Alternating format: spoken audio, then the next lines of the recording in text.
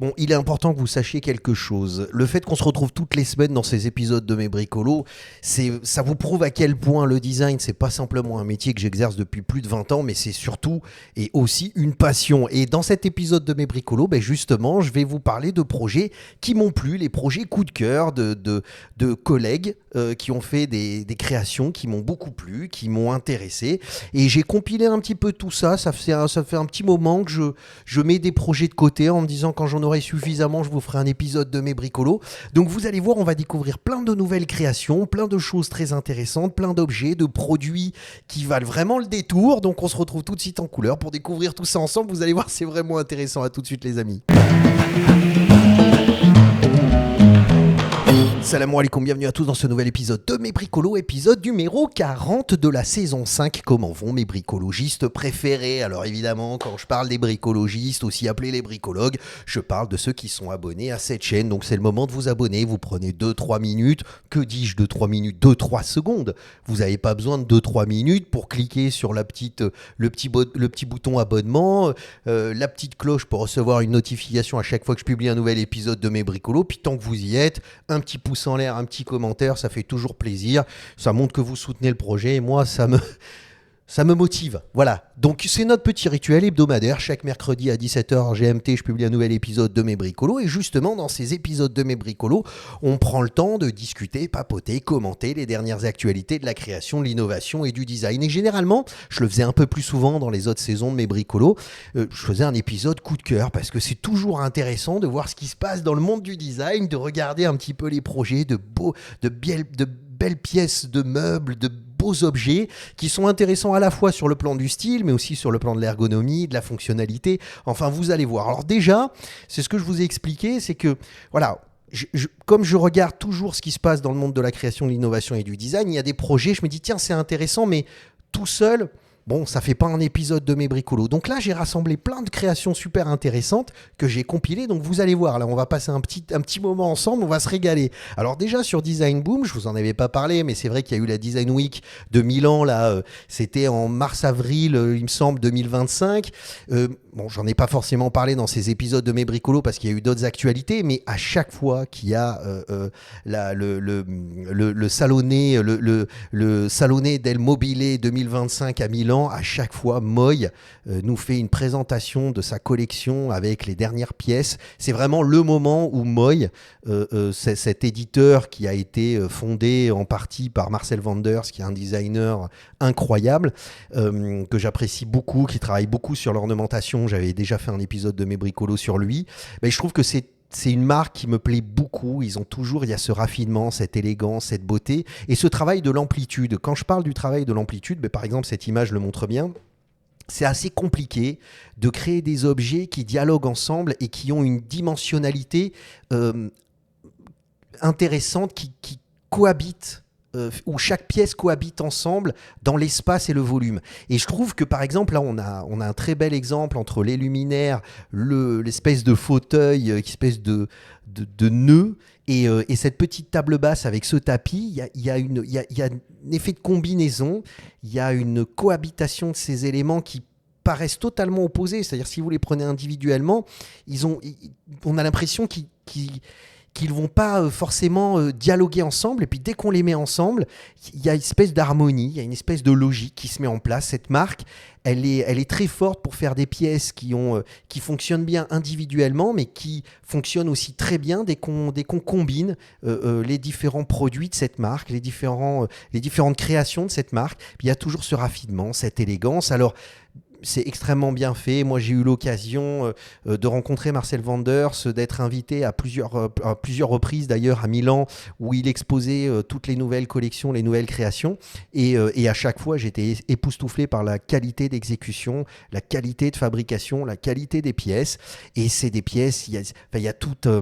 il y a toute une dimension onirique dans les produits de Moi. Ça raconte des histoires, on est transporté par les objets. Enfin, c'est vraiment une réussite et j'ai jamais été déçu. C'est vrai que c'est une marque qui m'inspire beaucoup et j'ai jamais été déçu par cette marque. Donc déjà, voilà, j'avais envie de vous parler de cette marque et notamment de certaines créations qui ont été présentées à la Design Week de Milan parce que c'est vraiment magnifique. Donc ce luminaire qui faisait partie de la nouvelle collection. Et puis vraiment, voilà, une source d'inspiration incroyable, des produits très bien finis qui racontent une histoire. Enfin, c'est une marque sur tous les aspects qui est très inspirante. Après, j'avais envie de vous parler de créateurs peut-être un petit peu moins connus, mais qui font des projets que je trouve très intéressants. Et là, c'est Anna Zappia qui a proposé ce mobilier accordéon. Donc je trouve ça vraiment, vraiment intéressant. C'est-à-dire on peut créer des compositions où on peut dilater, compresser cette structure modulaire pour habiter l'espace, si vous voulez, s'approprier le volume dans lequel ce meuble va être positionné, avec une combinaison d'abord de matière et de couleurs qui est remarquable, qui est très intéressante. Ça, c'est toujours... Moi, j'ai du mal. La maîtrise de la couleur a toujours été quelque chose qui a été toujours compliqué pour moi. C'est un enjeu qui est toujours un petit peu ce qu'on appelle les personnes qui sont spécialisées dans le CMF, c'est-à-dire le Colors, Materials and Finishes. Et en fait, c'est quelque chose c'est un vrai métier. Il y a des gens qui font ça à plein temps. Et c'est vraiment, je comprends pourquoi, parce qu'il y a des éléments de combinaison qui, avec matière, couleur, texture, qui fonctionnent bien. Et il suffit que vous n'ayez pas ce sens de la matière, de la couleur et de la rapport au volume pour que tout d'un coup, ça ne fonctionne plus. Par exemple, cette image marche super bien. Et donc, il y a à la fois ce traitement de couleur et de matière, mais à la fois l'intelligence de l'objet. Parce qu'en plus d'être très graphique, il est fonctionnel et ergonomique. Alors, par exemple, évidemment, on n'a pas de dossier, donc on ne capitalise pas sur le confort. Ce n'est pas un canapé que vous allez mettre dans votre salon télé, c'est pas ça. Mais par exemple, j'imagine ça dans un musée, j'imagine ça dans un lobby d'hôtel. Je trouve que ça fonctionnerait très très bien. Il y a un aspect fonctionnel, ergonomique, on peut l'imaginer dans un bureau. Alors elle a aussi proposé avec un dossier, et là je trouve que ça casse complètement l'objet, c'est-à-dire que pour le coup, je trouve qu'on perd totalement la logique et l'intelligence du produit. Maintenant, c'était intéressant de le proposer parce que clairement, on est dans un objet. Alors tout ce que vous voyez, ce sont des images de synthèse, c'est de la 3D. Ça vous montre à quel point vous pouvez vraiment développer un concept, vraiment développer une idée avant de passer à la fabrication, parce qu'on sait que ça coûte très cher de fabriquer un prototype, une maquette et puis après de lancer une collection. Mais là, on est sur un bel objet. Alors moi, je me suis toujours posé la question quand on fait un travail de tapissage qui va jusqu'au sol. Bon, je sais pas, si vous passez la serpillière quand vous êtes imaginons ce meuble dans un lobby d'hôtel, bon, quand vous avez le personnel qui passe la serpillière, ça a tendance à vraiment salir très rapidement ce type de mobilier dans lequel vous avez la mousse et le tissu qui va jusqu'en bas de la structure. C'est un peu problématique. On pourrait se faire exactement la même remarque avec Moi, mais Moi, on est plus dans l'habitat. Donc il y a quelque chose où on prend une pièce, voilà, on a une pièce de collection qu'on met chez soi et tout d'un coup qui donne du caractère à l'espace. Alors pas que, mais aussi. Mais c'est vraiment une problématique. Alors je faisais aussi, là on était sur l'aspect usage au quotidien avec cette problématique du nettoyage et donc de salir la base de ces meubles. Et je vous parlais aussi de l'image de synthèse pour vous montrer à quel point, parce que ça c'est des 3D, mais chez Moi, je ne l'ai pas signifié, mais tout ça ce ne sont que des images de synthèse. Je suis quasiment convaincu à 90% que ce sont des images qui ont été faites par la marque, Moi elle-même. D'ailleurs, je l'avais remarqué à plusieurs reprises. Mais là on est complètement, par exemple, sur une image de synthèse qui a été totalement réalisée, rendue, etc. Donc il y a un côté un peu trop parfait, mais en fait finalement quand vous voyez le produit dans la réalité, on est très proche de ce type de visuel. Donc ça vous montre que vous êtes un jeune créateur, vous n'avez pas forcément les moyens de fabriquer un prototype, de lancer une collection, mais voilà, avec les outils aujourd'hui numériques qui sont disponibles, vous pouvez vraiment aller très loin dans le rendu. Alors, je ne parle pas d'intelligence artificielle, parce qu'on ne peut pas aller à ce niveau de rendu avec cet équilibre dans les volumes, les dimensions, etc. Mais je veux dire, on s'y approche quand même pas mal. Donc voilà, cette pièce de mobilier réalisée par Anna Zapia, bravo, moi j'aime beaucoup le projet. Alors là, je suis tombé, c'est un petit coup de cœur. Alors Yanko Design, on va voir beaucoup de créations proposées par Yanko Design parce que c'est un site internet qui met les jeunes créateurs en avant, même si effectivement il n'y a pas de collection, ces pièces de mobilier ne sont pas disponibles à la vente. Mais là, on est sur un objet qui est, alors pareil, c'est image de synthèse, hein, c'est de la 3D, mais il y a un équilibre, il y a une forme, on a envie de s'asseoir dessus, il y a un rapport de la matière, de la couleur qui est vraiment très réussi, il y a un équilibre des proportions qui me plaît énormément.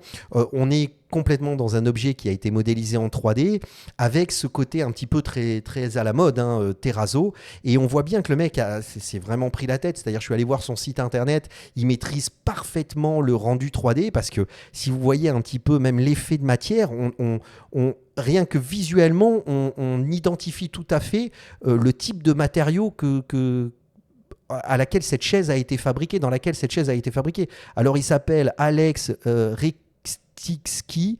Bon, voilà, bon, excusez-moi hein, d'avoir écorché son nom, bon, on va l'appeler Alex, mais il a fait un super boulot, c'est vraiment incroyable. Alors, il explique qu'il a utilisé justement un matériau, c'est-à-dire il a utilisé des matériaux recyclés, un plastique recyclé, c'est pour ça qu'on a cet effet terrazzo, pardon, dans lequel il reprend un peu différents plastiques, qu'il combine ensemble, donc on se retrouve avec cet agrégat de matière plastique.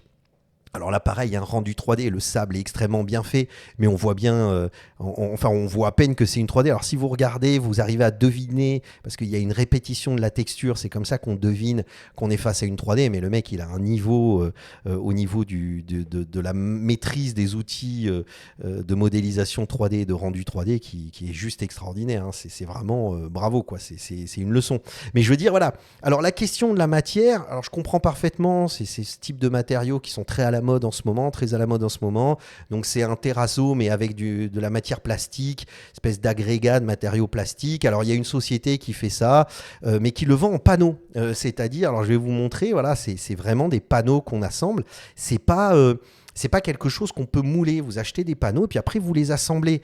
Donc en fait, même si l'objet en lui-même est magnifique et que la proposition est très intéressante, elle ne peut techniquement pas être faite elle ne peut pas être fabriquée, réalisée telle qu'il l'énonce en fait dans son projet.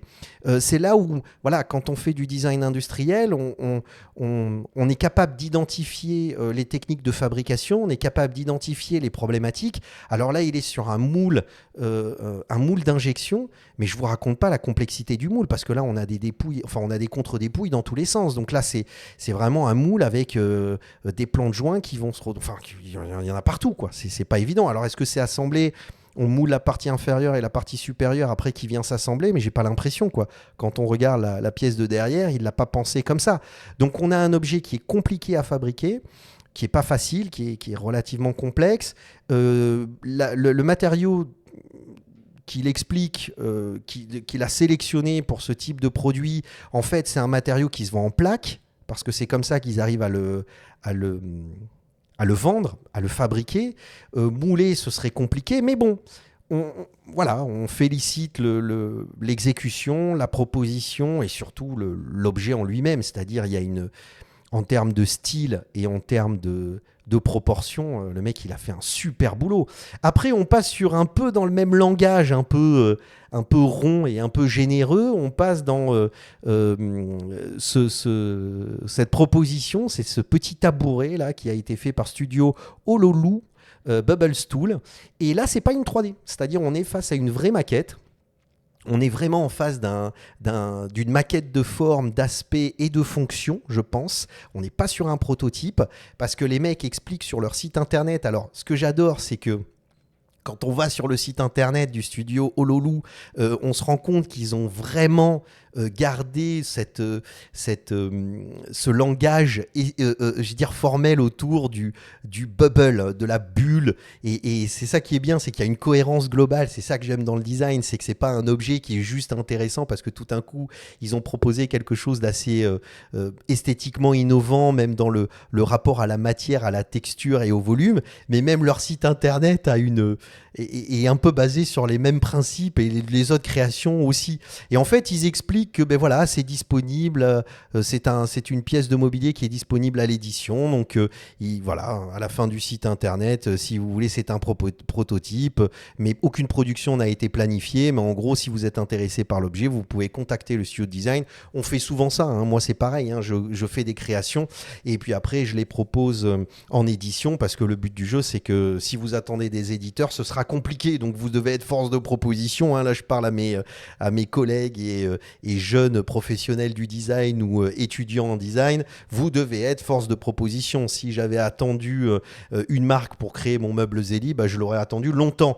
Et c'est souvent ça, c'est-à-dire vous, en faisant une création qui est publiée dans Core 77, Yanko Design, etc. J'ai été publié sur ces sites internet. Après, vous commencez à créer une dynamique qui va faire... voilà, c'est un appel d'air qui tout d'un coup permet voilà, de vous faire connaître. Et après, des clients viennent vous voir, vous proposent des projets, vous pouvez aller plus loin. Et puis voilà, vous rentrez dans un cercle vertueux. Et donc, c'est typiquement l'approche qu'a adopté ce studio de design. Et j'aime bien l'objet. Alors certes, il est simple, il est petit, mais déjà, c'est pas une 3D. On est face à une vraie maquette de forme, d'aspect et de fonction. On sent les petits détails. C'est-à-dire quand on regarde, on voit qu'il y a des petits détails de fabrication qui sont un petit peu visibles. Mais bon, ce qui est normal quand on travaille sur un projet de maquette comme celui-là. Mais j'adore le côté un petit peu bulle. On a envie de s'y asseoir, on a envie de savoir ce que ça fait de s'asseoir dessus. Il y a un côté bulle de savon, tu vois, dans l'objet qui est très intéressant. Et d'ailleurs, qui répond assez bien. C'est pour ça que je l'ai classé, la présentation, un petit peu dans ce sens-là. Alors là, on va passer dans un autre projet. Toujours petit objet. Alors c'est Liam de la attendez, il faut que je mette mes lunettes, hein, parce que je l'ai. Voilà, Liam de la Baudouillère. Bon, excuse-moi, hein, si tu regardes cet épisode de Mes Bricolos, excuse-moi d'avoir écorché ton nom. Donc Liam, bah, écoute, tu as fait un super boulot, parce que j'aime beaucoup ce... Alors moi, alors ça, c'est des affinités, hein. C'est pour ça que, encore une fois, je vous parle de projets qui m'ont tapé dans l'œil. Peut-être que vous, après, c'est à vous de me dire dans les commentaires si ça vous intéresse ou pas. Mais je veux dire, moi, j'aime la géométrie, j'aime l'assemblage d'éléments géométriques qui, une fois mis ensemble, assemblés justement, créent un motif. J'aime beaucoup ça. C'est pour ça que j'aime beaucoup le travail de Marcel Wanders, parce qu'il travaille beaucoup sur l'ornementation, la répétition d'un élément, d'un motif. Et là, on est un peu sur la même dialectique, c'est-à-dire, ben voilà, on a un cône qui est répété avec une symétrie. Donc, on a vraiment ce côté de matière qui se développe. D'ailleurs, on pourrait imaginer différentes dimensions, différentes tailles, différentes voilà, combinaisons. Et je trouve que ça fonctionne très très bien. Ça peut être utilisé dans un sens ou dans l'autre. C'est fait avec du liège. Ce sont vraiment des espèces de cônes en liège qui sont assemblés.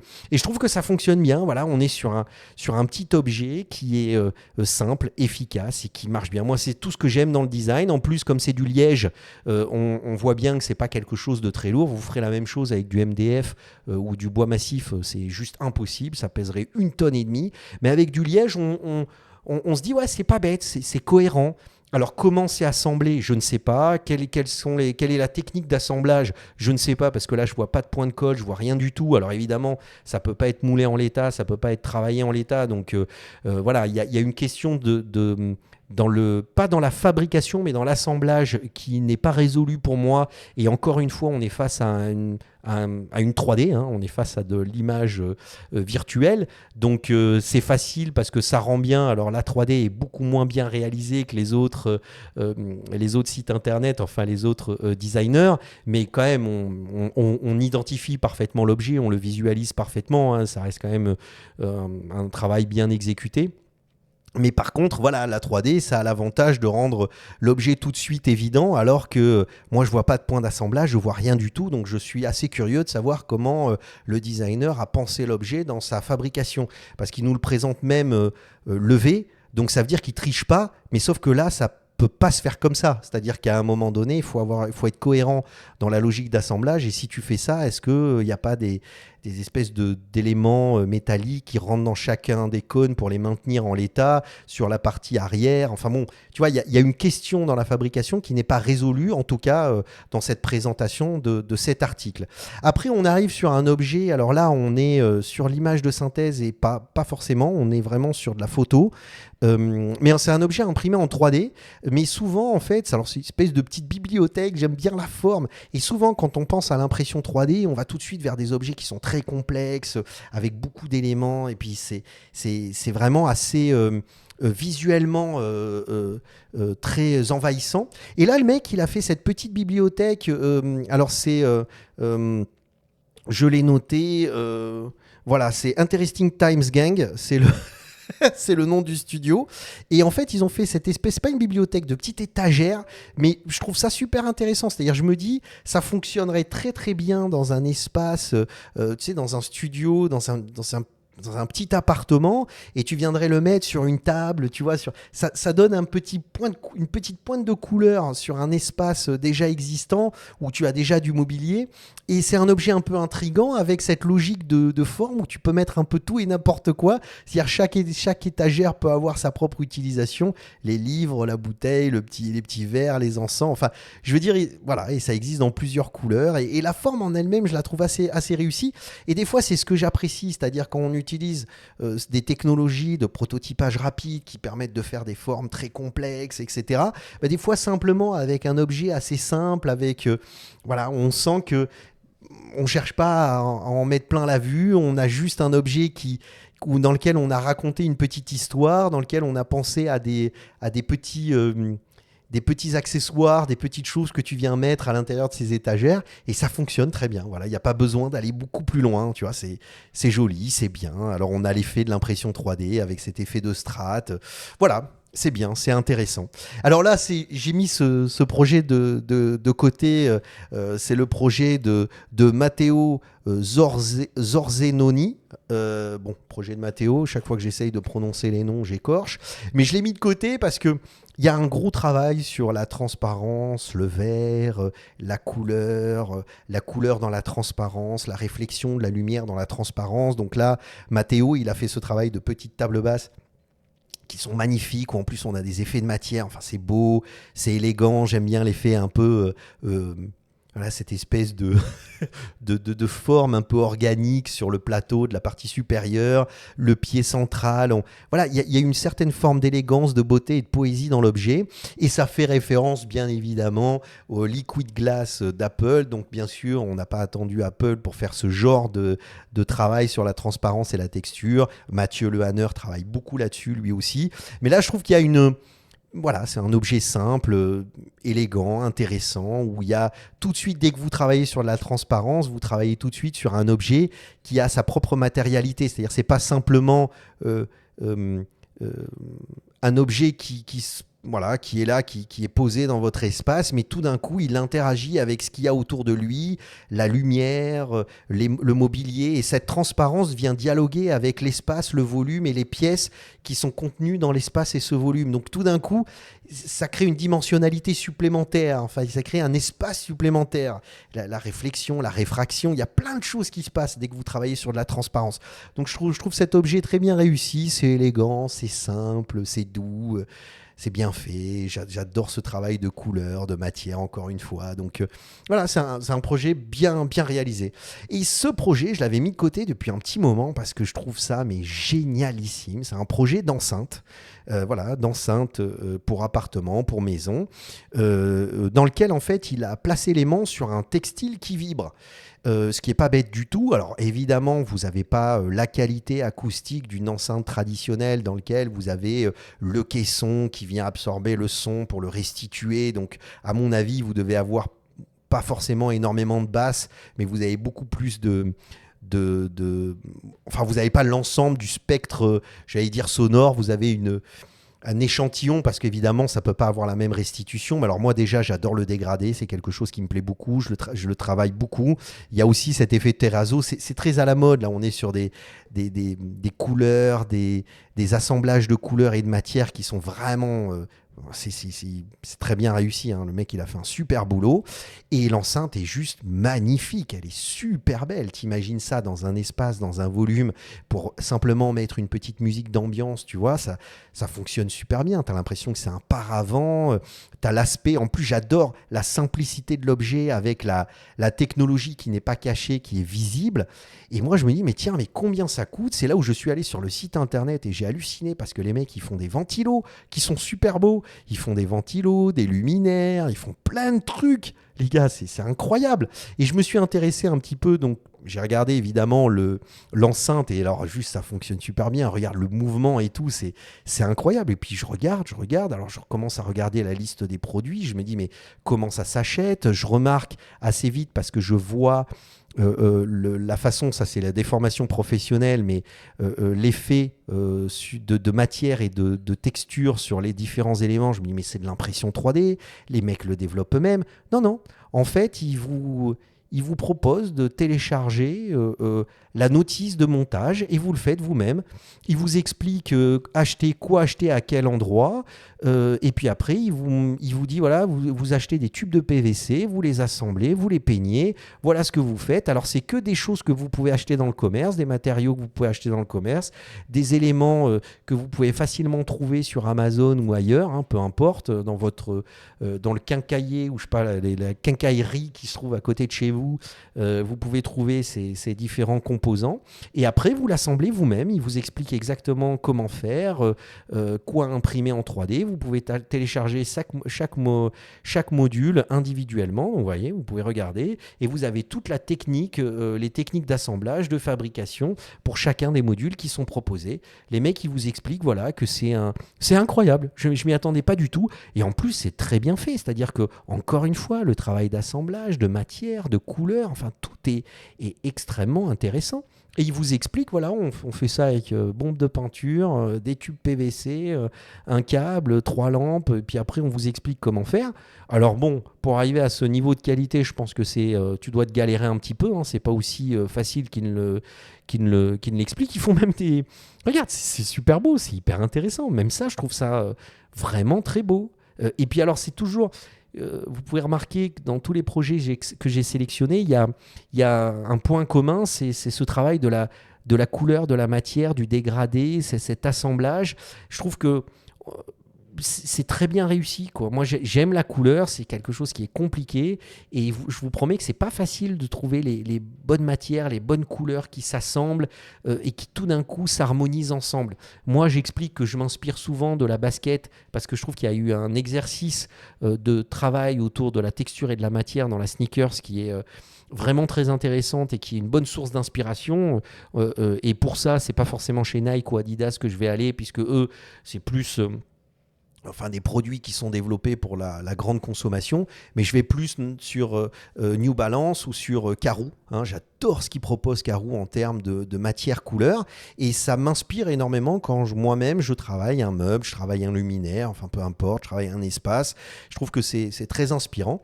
Donc voilà, mais là je trouve que dans tous les projets que je vous ai présentés, dont notamment celui-là, il y a beaucoup d'éléments d'inspiration autour de la matière, la couleur, le dégradé. Et voilà, je trouve que c'est intéressant. Donc, mais voilà, petit épisode de mes bricolos. J'espère qu'il vous a plu, hein. Donc, n'hésitez pas à me partager, vous, les créations qui vous ont intéressé, que vous avez pu voir dans les commentaires. Voilà, c'est un petit moment qu'on passe ensemble. Moi, ça me fait toujours plaisir de partager ce petit moment ensemble. Et puis, je vais vous laisser avec des épisodes qui vont s'ouvrir à droite et à gauche. Vous avez encore le temps de cliquer sur ma petite ganache pour vous abonner. Et on se retrouve la semaine prochaine pour un nouvel épisode de mes bricolos. À la semaine prochaine. Slama à tous. Bye.